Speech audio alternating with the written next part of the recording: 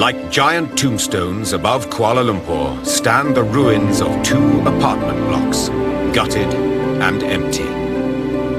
These are the Highland Towers.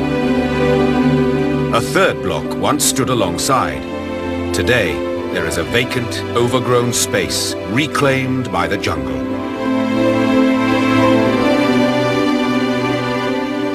"17 years ago, that long-vanished block collapsed in the catastrophic blink of an eye. I saw it coming down in slow motion, very slow motion, and then the whole building fell. After that, there was complete silence, deafening silence. The collapse of Highland Towers killed 48 people. This is the story of that tragedy.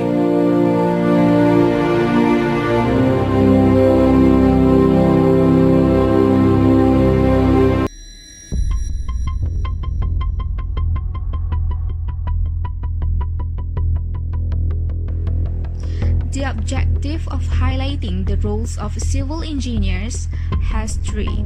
First, as an engineer, we must make sure the design is correct and suitable with the condition of construction site. As in this tragedy, there is an error in the design of the retaining wall built behind Block 1 that may be one of the causes of the landslide there.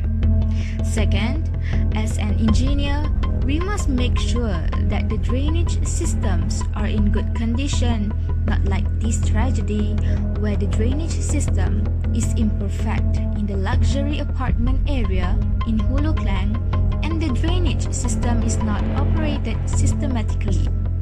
Third, as an engineer, the building that will be built must have drains so that the water can drain to the proper place. Drains to drain water from sewer pipes on the hillside to the main ditch in front of the Highland Towers block were not constructed. Here is the impact when the drainage that designed was not able to handle the pressure and ended up to destroy the building. Now we go through the objective of highlight the ethics of civil engineer. The first point is abuse the power. As engineers, we must not abuse our position of power by accepting bribes to allow things that should not be allowed, such as reducing concrete leaks.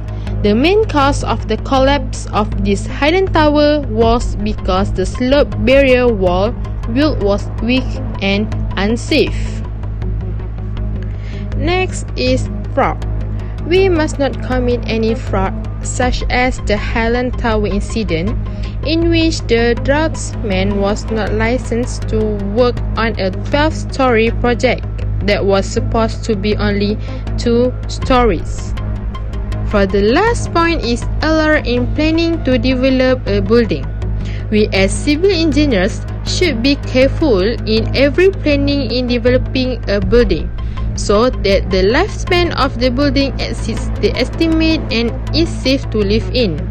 After this tragedy, the resident only had time to sit for 10 or 12 years, and until now, the Highland Tower is empty without occupants.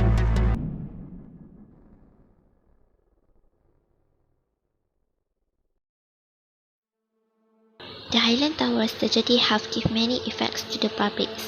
One of the effects is the residents were severely traumatized as a result of this tragedy. They was taken aback and couldn't believe what had happened. Residents thought it was the worst week of their lives as well, a terrible experience that resulted in the death of a loved one. The residents from this tragedy also experienced significant losses as a result of the destruction of property and shelter.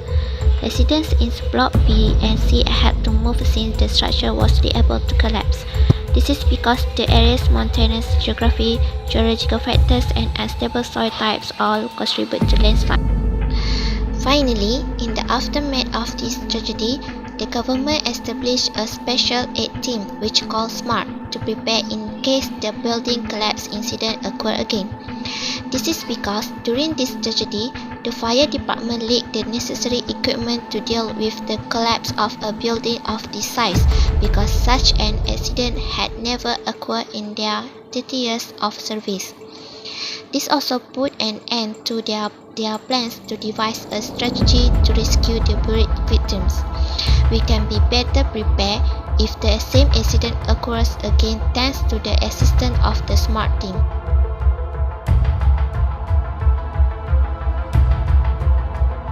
Regarding to the Highland Tower tragedy on 11 December 1993, many factors like soil density, rock composition and water flow pattern can impact negatively on a structure foundation. It is also making the building unstable too. Civil engineers have to make a collaboration with other sectors like structural engineering sector and geotechnical engineering sector because it is most important sector in construction building, especially when regarding to the hilly area like Highland Tower. Sometimes people think that a civil engineer's day may include time spent in the office and working in the field, but they also have to collaborate with another sector to ensure the project are running smoothly. First sector is structural engineering sector. Structural engineering is a subdivision of construction engineering, while construction engineers oversee the implementation of a construction project. Structural engineers focus on how to solve structural problems in construction design. For example, structural engineers determine the most suitable material for various types of construction. They also calculate the weight loads that people and environmental factors will generate and design projects to withstand those loads. In geotechnical sector, geotechnical engineers ensure that the soil beneath the proposed construction location is strong enough to support the structure. They conduct numerous soil tests and calculate groundwater conditions to determine the viability of the proposed construction. They also uncover significant risks that, if not handled, could affect the project's success. A geotechnical engineer, for example, discover a lack of homogeneous soil density around a planned bridge can cause it to tilt and finally collapse. Similarly, they also deduct from a soil analysis that the recommended building material for planned project will make the structure extremely sensitive to earthquake.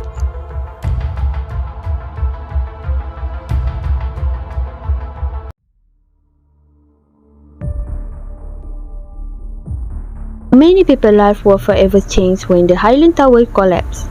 It just goes to illustrate that we should never take safety for granted. In conclusion, to avoid such occurrences, stronger enforcement is essential. The authorities must also play a role. Following the collapse of the Highland Tower apartment, Instruction 20 has been improved, which are related to policy and mechanism national disaster management, where this instruction outline disaster management mechanism more comprehensively cover level before, during and after a disaster. Every agency that involved in disaster management is responsible for performing the role is in accordance with this instruction. The next lesson, developers should use an experienced contractor so that such incident can be avoided.